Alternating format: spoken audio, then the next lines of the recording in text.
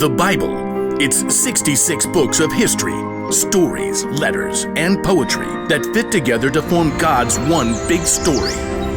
The epic adventure of how He created us and loves us so much that He made a way to rescue us.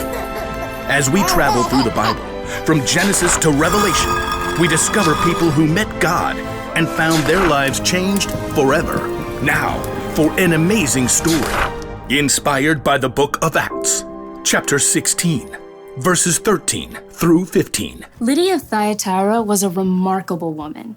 Her city was known for its craftsmen, especially those who made and sold expensive purple dye. Take a look. I use only the finest snail shells. Though most successful people in business were men, Lydia learned the craft of purple dye. And when she traveled to the Roman city of Philippi, she set up a business selling rare, expensive purple cloth. Please note, we have lilac, plum, iris, lavender, and grape fabric laid out. And over here you'll find amethyst, eggplant, and orchid. Lydia had likely been raised to believe in many false gods, but in her heart, she knew there was something more. The Jewish people believe in just one God. What if they're right? The city of Philippi had laws against bringing any unknown religion into the city. But Lydia would meet outside the city gates on the riverbank with a group of women who believed in the one true God. Love the Lord your God with all your heart and with all your soul. Love Him with all your strength. Lydia and the other women had never heard of Jesus.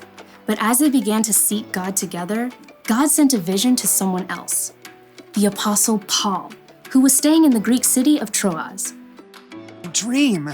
It was so vivid. I saw a man standing right here begging me. He said, "Come over to Macedonia. Help us."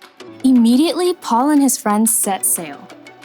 Within a few days, they reached land and traveled to Philippi, one of the most important cities in Macedonia. So we just start by finding a synagogue of Jewish believers, right?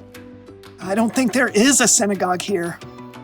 On the Sabbath, a day of worship, Paul and his friends went down to the river, hoping to find a place of prayer.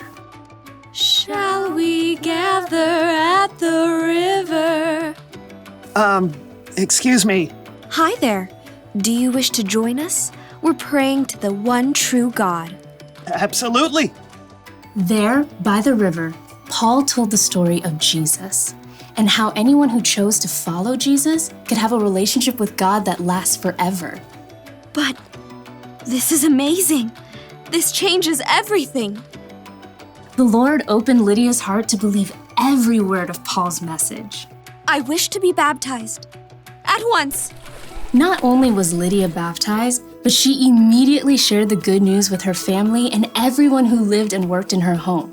And they too were baptized. Lydia gathered Paul and his friends. Do you consider me a believer in the Lord? If you do, come and stay at my house. We would be honored. As a successful businesswoman, Lydia's house was likely large and beautiful. We must meet here from now on. Lydia did not hesitate to give everything she had to the believers in the brand new church. And when Paul and Silas were later thrown in prison and then released, they immediately returned to Lydia's home to rest and prepare before they left the city. You must be brave. Of course we will. Don't forget to write. Later, Paul did write a letter to Lydia and others in the church of Philippi, and he remembered his time spent in Lydia's home and the church there with great joy. I thank my God every time I remember you. In all my prayers for all of you, I always pray with joy. I'm happy because you have joined me in spreading the good news. God began a good work in you, and I am sure that He will carry it on until it is completed. In everything she did, Lydia continued to use her gifts to help others.